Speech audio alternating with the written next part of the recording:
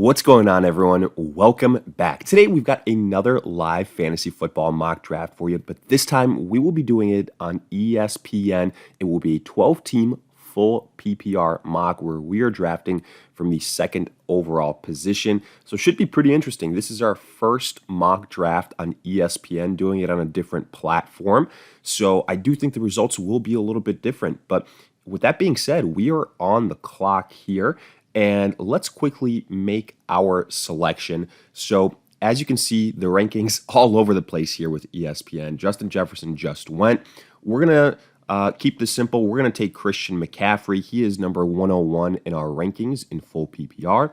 But until we get to our next selection, I do want to remind you guys, if you enjoy, hit that like button, subscribe, give us a follow on Twitter at AllDayPigskin to continue interacting with us there. Let us hear in the comment section, do you agree, disagree with these rankings, with these selections, along with any other questions you guys might have.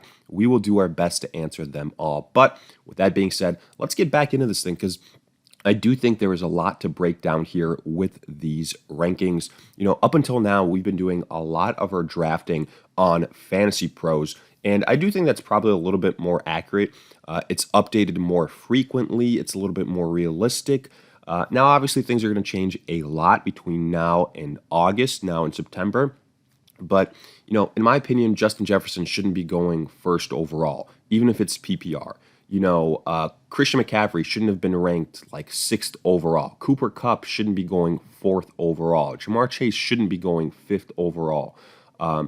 You know, ESPN obviously weighs their pass catchers very heavily. I mean, in the first round alone, we have seen Justin Jefferson.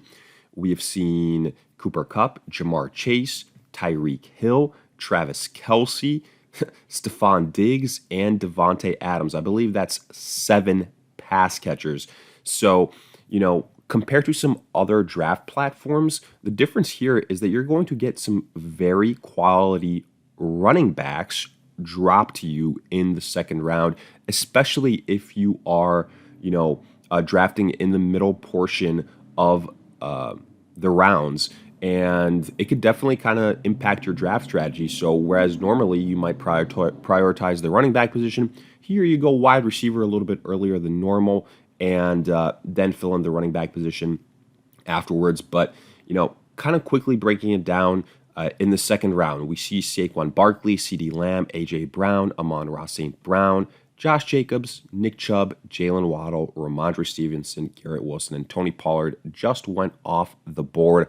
Was really hoping that he would be there for us. That wasn't the case, so we got to make another selection here, and I'm looking at Najee Harris. I think the upside is there. Let's get a second running back in Najee Harris.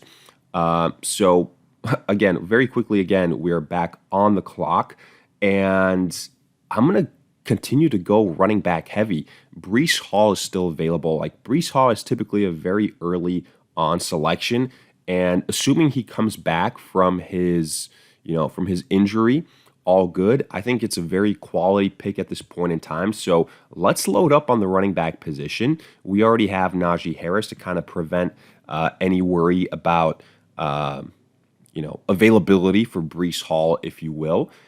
And as you can see, look, there's a lot of people, well, not a lot, but about 5-6 people on auto draft. That's what's going to happen this early on in, you know, the mock draft process. So hopefully as we go, it'll be a little bit better, a little bit more full in terms of selections. But let's see what happens here. We went running back heavy right out of the gate. I don't mind it at all, though, considering the talent that we were able to get.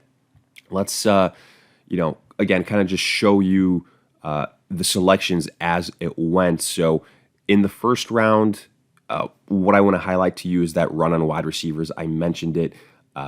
It's not something that I endorse, especially this heavily. Like Devontae Adams with uncertainty in Jimmy Garoppolo, no thank you. Like Derrick Henry, there's no way in hell Derrick Henry should be going ahead of Jonathan Taylor, especially in PPR scoring, or CeeDee Lamb, you know, or a lot of these other rushers. Nick Chubb going in the middle of the second round, very good value. A lot, again, the run on wide receivers continued, like Amon-Ra going that early, Jalen Waddle going that early, Tony Pollard, great value at the end of the second round. Are you kidding me? Then Patrick Mahomes goes with the last pick in the second round. A little bit too rich for my blood personally. But ESPN does typically have their quarterbacks ranked a little bit higher. Then Dalvin Cook kind of transitioning to the third round. Last thing we did, Dalvin Cook with the first pick in the third round, way, way too big of a reach in my opinion. The fact that Breece Hall and ETN were still there is absolutely bananas. So I definitely took advantage of that. I think that's something that has to be corrected by ESPN. Jahmyr Gibbs then goes, I wouldn't be drafting Jahmyr Gibbs that early, especially when you have Joe Mixon, Aaron Jones, some of these other guys. And then a run on quarterbacks with Jalen Hurts, Josh Allen, T. Higgins, DK Metcalf also going in the third round. Good value there. Joe Burrow, then Devonta Smith.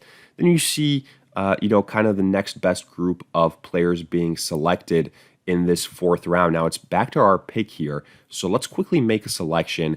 And I already know what position I want to address. I want to address a wide receiver position. And I think by far and away the best wide receiver available right now for us would be DJ Moore. So I'm going to add him to the squad really quick. Then let's go back to our pick history here. But I also kind of spoke too early because we're back on the clock again. Let's see if there's anything available here at the tight end position. TJ Hawkinson's still available at the tight end position. A guy that I think is pretty good value at this point in time. A lot higher ranked. We've been doing those fantasy pros draft. He's been going super, super early. So I'm going to go here with TJ Hawkinson. I'm a believer. We could have also, again, ESPN, it happens every single year. Their tight end position is undervalued. Like, look at Kyle Pitts all the way 86th overall. So we could have probably waited until the end of the sixth round and still landed, Kyle Pitts potentially. Running back, guys that are available still that are good values, Dameon Pierce, James Conner, Miles Sanders was still there. But again, I wanted to focus on pass catcher a little bit. I already have three great running backs, so didn't necessarily have to look in the direction of running back again. The only thing that at this point in time I think I could have done differently is in the second round having gone a wide receiver. But I look at the wide receivers that were available to us, and it's like, you look at the list, the guys that would have been in contention were T. Higgins, DK Metcalf. I think that was a little bit of a reach compared to a Najee Harris where he went. So that was kind of the only reason why I didn't take a wide receiver at that point in time.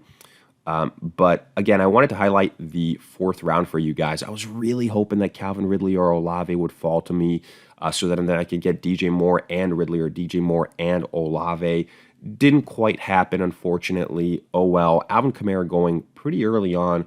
Also pretty interesting considering that a suspension could follow him. Lamar Jackson, Keenan Allen, regardless of the age, good value in PPR. Deebo Samuel. Then we saw our DJ Moore selection in the fifth round. We'll highlight that shortly, but let's make a selection here because we are on the clock again, and before we know it, it's going to be, it's going to be down to like 3 seconds on our pick clock. But here, I'm going to keep it simple. No more DeAndre Hopkins. Give me Marquise Brown, and then hopefully I can get Michael Pittman in our next selection. So yes, that is the case. I'd rather have Michael Pittman over Mike Williams. A lot of mouths to feed in LA. Injury concerns there as well. So Michael Pittman to me makes a lot of sense. Maybe we can even get Drake London afterwards. But again, let's go to the pick history here and see where we're working with. In the fifth round after our DJ Moore selection, we drafted TJ Hawkinson. There was a run on some pass catchers and just some good quality value here. So, you see Chris Godwin went, Rashad White, some upside without Leonard Fournette, Dameon Pierce in the fifth round, good value, Terry McLaurin, Darren Waller, James Conner, no issues there. Pacheco, a little bit too early. I would have definitely drafted Miles Sanders above him. Then in the sixth round, Justin Fields, good value on Justin Fields considering where Lamar Jackson went. Justin Herbert, good value there as well. Very, very good value. So there was actually a little bit of a run on tight end. I said, Kyle Pitts might fall to us in the sixth round. He actually got drafted right before our selection. So I guess kudos to us for taking TJ Hawkinson where we did.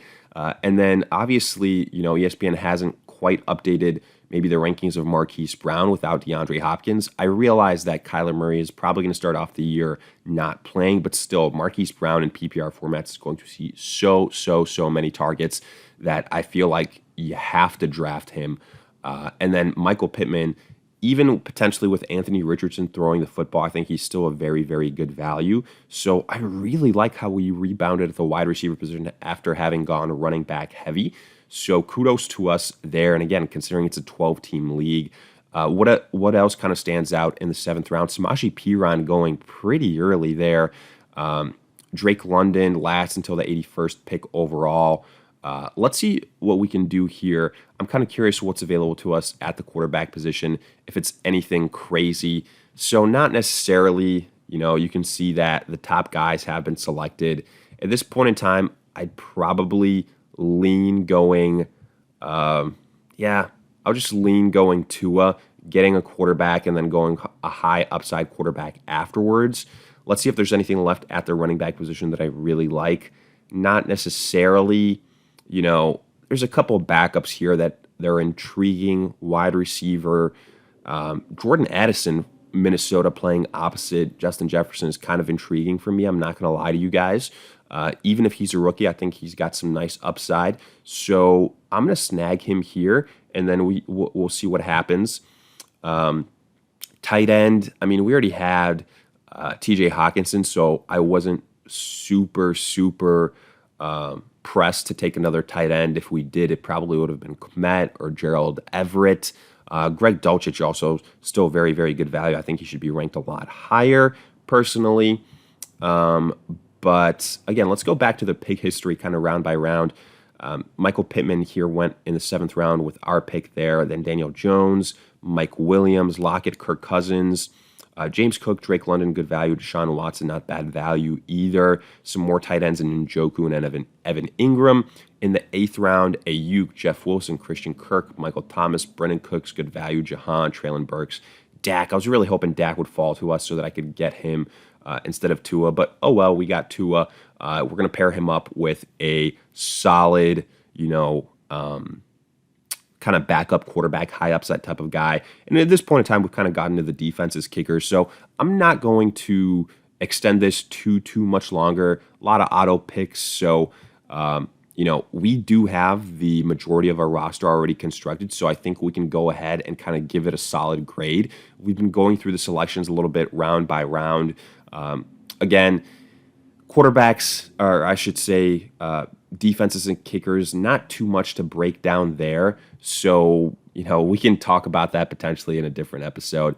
But here for tight end, I mentioned it before, Gerald Everett, Greg Dulcich, I think could be a decent addition at this point in time. So let's add him. And then we're going to go with a quarterback here. We're going to go with a high upside quarterback. I don't mind Aaron Rodgers. I think Anthony Richardson, I've been doing this for a while, is a very decent high upside quarterback, assuming that he starts the majority of the season. I think Aaron Rodgers here would be the safe pick, and then Anthony Richardson would be kind of the high upside guy. So I'll just go with Aaron Rodgers, I guess. I think he's going to go and have kind of a resurrection in New York. The weapon's a lot better. So we'll see what happens. Either way, though, Aaron Rodgers, Anthony Richardson. I can even add Anthony Richardson later on, but let's break down our roster here before we conclude this thing. We started out with Christian McCaffrey. Shouldn't have been able to get him 2nd overall, but we did, so that's a win for us. Najee Harris in the 2nd round, end of the 2nd round, and then we got Breece Hall at the start of the 3rd round. You should argue both those guys shouldn't have been there, so we went running back heavy, took advantage of the wide receiver run, so kudos to us, and then capitalized on some very good mid-level wide receivers like DJ Moore, Marquise Brown, Michael Pittman. Michael Pittman is a bench player for us, so that's how we were able to succeed in adding depth there. TJ Hawkinson, a top 5 tight end, really like that. Sure, the quarterback position isn't what I would have liked, but everything else is great. And I do think that between Tua and Aaron Rodgers will be okay. We got some good depth in Addison Dulcich. Again, all things considered, this is a 12-team league. The value that we got, I'm very, very happy with this draft. B+ type of situation. Again, it's very different from platform to platform, taking advantage of the rankings. So keep that in mind. But hey, hopefully this was helpful for you guys. If you enjoyed, hit that like button, subscribe. Again, give us a follow on Twitter at alldaypigskin to continue interacting with us there. If you have any questions, let us hear in the comment section. Hit that like button, subscribe. And in the meantime, we'll see you guys in future videos.